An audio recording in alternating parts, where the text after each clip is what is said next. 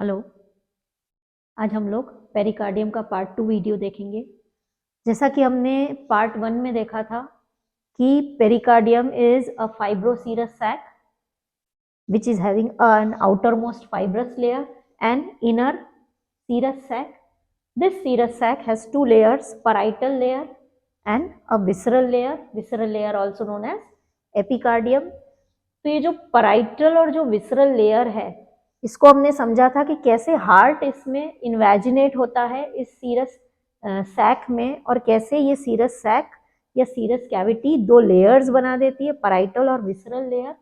और पैराइटल और visceral layer जो है, these two layers are continuous with each other at the root of great vessels, क्योंकि जो ग्रेट वेसल्स है, ग्रेट वेसल्स और हार्ट इस लेयर को इन्वेजिनेट करता है, और ये जो लेयर है, ये जो सैक है, ये दो लेयर बना देती है इस हार्ट पर, और जहां पर ये जो रूट ऑफ ग्रेट वेसल्स है वहां जाके ये रुक जाती है, फ्यूज हो जाती है। तो इस रूट ऑफ ग्रेट वेसल्स पे, जहां पे ये वेसल्स हार्ट में एंटर होते हैं, वहां पे ये पैराइटल और विसरल लेयर आपस में एक दूसरे से चिपकी हुई होती है। जैसे कि ये फाइब्रस लेयर है सबसे ऊपर, फिर ये पैराइटल लेयर है और ये विसरल लेयर है। तो ये पैराइटल और विसरल लेयर यहाँ रूट पर आपस में चिपकी हुई है। यहाँ पर अगर देखें तो इस तरह से जुड़ी हुई है, कंटिन्यूस है। तो this continuation of the parietal and the visceral layer at the root of the great vessels, इसको हम ये भी कह सकते हैं कि ये कंटिन्यूएशन जो है ये रिफ्लेक्शन बनाता है। यानी कि जो विसरल लेयर है, it makes a reflection with the parietal layer at the root of the great vessels। और ये जो रिफ्लेक्शन है ये क्या करता है, ये रिफ्लेक्शन जो है ये जहाँ पे ग्रेट वेसल्स है वहां पे दो ट्यूब्स बना देता है।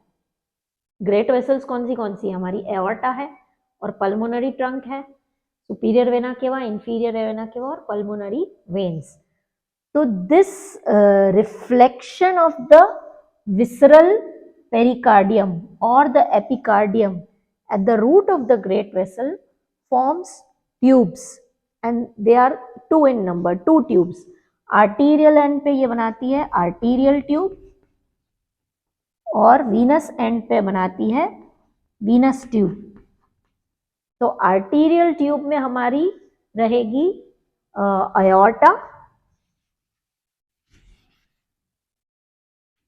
aorta, and pulmonary trunk,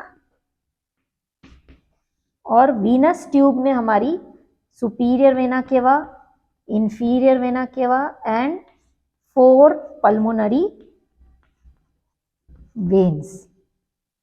again फिर से बता रही हूं, जो हमारी सीरस कैविटी है, जो सीरस लेयर है पेरिकार्डियम का, वो डबल लेयर्ड है, विसरल एंड पैराइटल। तो visceral and parietal layers are continuous with each other at the root of the great vessels. This continuation, or it is also known as reflection of the visceral layer over the parietal layer at the root of the great vessels forms two tubes, arterial tube and venous tube। arterial tube में aorta and pulmonary trunk या pulmonary artery होती है, और Venus tube में हमारी veins होती है, superior vena cava, inferior vena cava और 4 पल्मोनरी वेन्स। इसको आप इस डायग्राम में भी देख सकते हैं। ये हमारा है आर्टीरियल ट्यूब जिसमें हमारा एओर्टा और पल्मोनरी ट्रंक है, और ये हमारा पूरा वीनस ट्यूब है जिसमें superior vena cava, inferior vena cava और 4 पल्मोनरी वेन्स है। तो the passage between your arterial tube and Venus tube is known as the transverse sinus of pericardium। एक पैसेज बन जाता है आर्टीरियल ट्यूब और वीनस ट्यूब। क्लिनिकली जब cardiac surgery की जाती है तो इस ट्रांसवर्स साइनस में फिंगर डाल के आर्टीरियल ट्यूब और वीनस ट्यूब को सेपरेट किया जाता है। तो ये जो ट्रांसवर्स ट्यूब है वो क्या है, एक पैसेज है between your arterial tube and Venus tube. Arterial tube और वीनस ट्यूब क्या है, पेरिटोनियम का ही, सॉरी पेरिकार्डियम का ही कवरिंग है at your arteries and at your veins. जो पेरिकार्डियम है ये हमारे हार्ट को कवर करता है, ठीक है ना, हार्ट को पूरी तरह से कवर करता है इस फिगर में, लेकिन हार्ट में आर्टरीज भी जा रही है और आ रही है, वेन्स भी आ रही है जा रही है ना, तो उसका भी थोड़ा बहुत जो कवरिंग बनाती है पेरिकार्डियम, उस कवरिंग को हम बोलते हैं आर्टेरियल ट्यूब और वीनस ट्यूब। आर्टरी की कवरिंग अलग होती है, वेन्स की कवरिंग अलग होती है। तो arterial tube covers your arteries, the two arteries, pulmonary trunk and aorta. Venous tube covers your veins, four pulmonary veins, superior vena cava and inferior vena cava। तो ये जो पेरिटोनिया पेरिकार्डियम की जो कवरिंग है at your arterial and and your Venus and, उन दोनों के बीच में एक स्पेस है, एक पैसेज है जिसको हम बोलते हैं ट्रांसवर्स साइनस, ठीक है। इस ट्रांसवर्स साइनस के रिलेशंस देखें तो ट्रांसवर्स साइनस के ऊपर क्या है, एओर्टा और पल्मोनरी ट्रंक है। ट्रांसवर्स साइनस के नीचे क्या है, सुपीरियर वेना केवा है और लेफ्ट एट्रियम है, ठीक है। नाउ जो वीनस ट्यूब है, जब हार्ट एम्ब्रियोनिक लाइफ में हार्ट की जो वेन्स है वो आपस में बहुत जुड़ी हुई होती, क्राउडेड होती है, चिपकी हुई होती। जैसे जैसे हार्ट बड़ा होता जाता है तो ये वेन्स भी दूर होती जाती है, सेपरेट होती जाती है, लेकिन जो पेरिकार्डियम की जो कवरिंग है इन सभी वेन्स को वो अच्छे से एनक्लोज कर रही है सारी वेन्स को और एक अलग सेपरेट कंपार्टमेंट बना रही है। तो जहां पे ये जो वेन्स का जो कंपार्टमेंट है उधर जो पैसेज है या स्पेस है उसको बोलते हैं हम ओब्लिक साइनस। ये ओब्लिक साइनस पीछे की तरफ होता है, हमारा हार्ट है, हार्ट का जो लेफ्ट एट्रियम है उसके पीछे होता है हमारा ये ओब्लिक साइनस। इन साइनस को बहुत डेप्थ में नहीं पढ़ना है, ये साइनस पैसेज होता है between your arterial and Venus coverings of your pericardium, ठीक है। तो ये हमारे साइनस ऑफ पेरिकार्डियम हो गए। इसके बाद हम कंटेंट्स देखेंगे। हम पेरिकार्डियम पढ़ते हुए आ रहे थे, पेरिकार्डियम की डेफिनेशन, पेरिकार्डियम के दो लेयर्स, फाइब्रस लेयर्स और सीरस लेयर्स, उसको डिटेल में समझा था। उसके बाद यही पेरिकार्डियम आर्टरीज और वेन्स की जो इनिशियल रूट्स है वहाँ पे ये साइनसेस बनाती है। उसके बाद अब हम पढ़ेंगे इसका कंटेंट ऑफ पेरिकार्डियम, मतलब पेरिकार्डियम के अंदर क्या है। पेरिकार्डियम के अंदर बट नेचुरल क्या है, सबसे पहला है heart and it's vessels. Heart की वेसल्स कौन सी है, कोरोनरी वेसल्स है, तो heart and it's vessels, coronary vessels, and heart and it's nerves जो कार्डियक प्लेक्सेस होती है। तो सबसे पहला कंटेंट होता है हमारा heart, it's vessels and nerves. दूसरा कंटेंट होता है पेरिकार्डियम का हमारा एओर्टा, असेंडिंग एओर्टा, ठीक है। तीसरा पेरिकार्डियम का कंटेंट है हमारा पल्मोनरी ट्रंक जो आगे जाके पल्मोनरी आर्टरी बनाती है। चौथा कंटेंट है हमारा सुपीरियर वेना केवा का lower half of your superior vena cava. पांचवा कंटेंट है हमारा terminal part of inferior vena cava. और छठा कंटेंट है हमारे पल्मोनरी वेन्स, 4 पल्मोनरी वेन्स। तो ये हो गए हमारे कंटेंट्स ऑफ योर पेरिकार्डियम। अब पेरिकार्डियम की ब्लड सप्लाई और नर्व सप्लाई देखेंगे।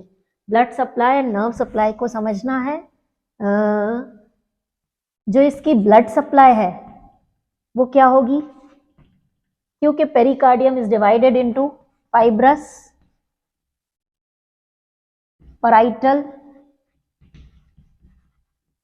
And visceral layers. तो फाइब्रस और पैराइटल जो है वो हमारा आउटर मोस्ट कवरिंग है, वो हमारा सोमैटोप्लूरिक मेसोडर्म से बना है, तो उसकी ब्लड सप्लाई अलग हो जाएगी। और जो हमारा विसरल लेयर है वो हमारा स्प्लेंचनोप्लूरिक मेसोडर्म से बना है, विसरा से चिपका हुआ है, मतलब हार्ट से चिपका हुआ है, तो इसकी ब्लड सप्लाई अलग हो जाएगी। तो फाइब्रस एंड पैराइटल पेरिकार्डियम की ब्लड सप्लाई हमारी थोरैसिक वेसल्स होगी, डिसेंडिंग एओर्टा होगी, लेकिन विसरल पेरिकार्डियम की हमारी ब्लड वेसल वही होगी जो हमारी हार्ट की ब्लड वेसल होगी, दैट इज कोरोनरी वेसल्स। और उसी तरह से इसका अगर हम नर्व सप्लाई देखें तो नर्व सप्लाई भी फाइब्रस और पैराइटल लेयर का अलग है और विसरल लेयर का अलग है। फाइब्रस और पैराइटल लेयर का नर्व सप्लाई जो है वो हमारी सोमैटिक नर्व है and that is your phrenic nerve. Phrenic nerve जिसकी रूट वैल्यू है C4, C5 एंड C6, ये हमारे फाइब्रस और पैराइटल लेयर को सप्लाई करेगी। ये पेन सेंसिटिव होती है। फाइब्रस और पैराइटल लेयर में अगर इन्फेक्शन इन्फ्लेमेशन होगा तो बहुत ज़्यादा पेन फील होगा। और जो हमारा विसरल पेरिकार्डियम है उसकी जो नर्व सप्लाई है that is your autonomic nervous system, sympathetic and parasympathetic nerves, जो हमारी हार्ट की नर्व्स है, जो कार्डियक प्लेक्सस होती है, superior superficial and deep cardiac plexus, जो हमारी हार्ट को सप्लाई करती है। द ऑटोनॉमिक नर्वस सिस्टम के ब्रांचेस, हमारी सिंपैथेटिक एंड पैरासिम्पैथेटिक नर्व्स जो हमारी हार्ट को through the cardiac plexus supply करती है, वही हमारे विसरल पेरिकार्डियम को भी सप्लाई करेगी। ठीक है, और ये नर्व्स, ये पेन इंसेंसिटिव होती है, इसमें पेन नहीं होता है। तो ये हमारी नर्व सप्लाई हो गई। इससे हमारा एक क्लिनिकल ये भी बनता है कि अगर हमारी फाइब्रस और पैराइटल पेरिकार्डियम, क्योंकि वो पेन सेंसिटिव है, तो जब भी पेरिकार्डाइटिस होगा तो पेरिकार्डाइटिस में पेन फील होगा। लेकिन जो अंजाइना का पेन है वो हमारा क्योंकि हार्ट के मसल्स में पेन होता है इसलिए वो पेन फील होता है। विसरल पेरिकार्डियम में it is not pain sensitive. ठीक है, इसके बाद हमारी क्लिनिकल एनाटॉमी या अप्लाइड एनाटॉमी ऑफ पेरिकार्डियम समझेंगे। जैसा कि हमने प्लूरा में भी समझा था कि अगर प्लूरल कैविटी में ब्लड भर जाता है तो हम उसको हीमोथोरेक्स बोलते थे, तो यहां पे हम इसको बोलेंगे हीमोपेरिकार्डियम। जब इस पेरिकार्डियल स्पेस में, पेरिकार्डियल स्पेस जो कि हमारा पैराइटल और विसरल लेयर के बीच का जो स्पेस है, इसमें अगर ब्लड कलेक्ट हो जाएगा तो हम इसको बोलेंगे हीमोपेरिकार्डियम। जब इसमें एयर फिल हो जाएगा तो हम इसको बोलेंगे न्यूमोपेरिकार्डियम।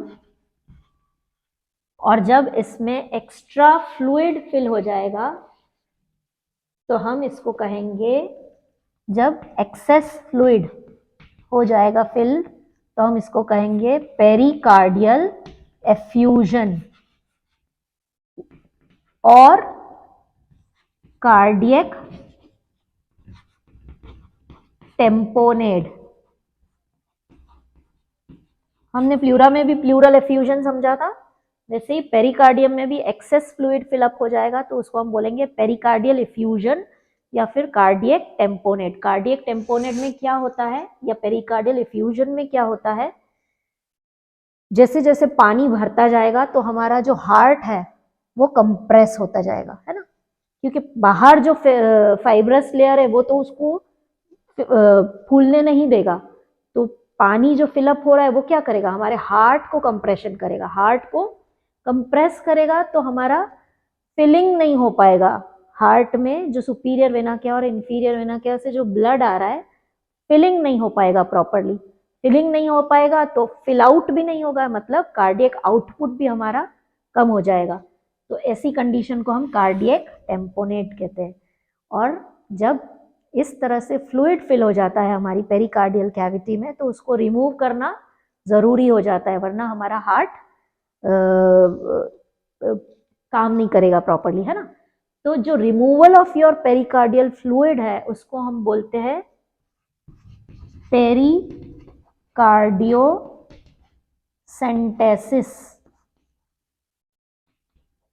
टैपिंग करते हैं ना, फ्लूइड को रिमूव करते हैं, फ्लूइड को, एक्स्ट्रा फ्लूइड जो है इसको रिमूव करते हैं, उसको बोलते हैं पेरिकार्डियोसेंटेसिस। ये हम कहाँ से करते हैं, तो हमारी जो 5th और 6th इंटरकोस्टल स्पेस है लेफ्ट साइड की, स्टर्नम के जस्ट लैटरली, स्टर्नम बोन है,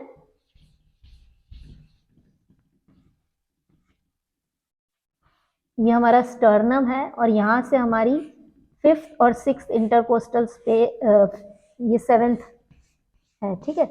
तो जो हमारी 5th और 6th रिब्स है उसके बीच का 5th और 6th इंटरकोस्टल स्पेस स्टर्नम के जस्ट लैटरल साइड में,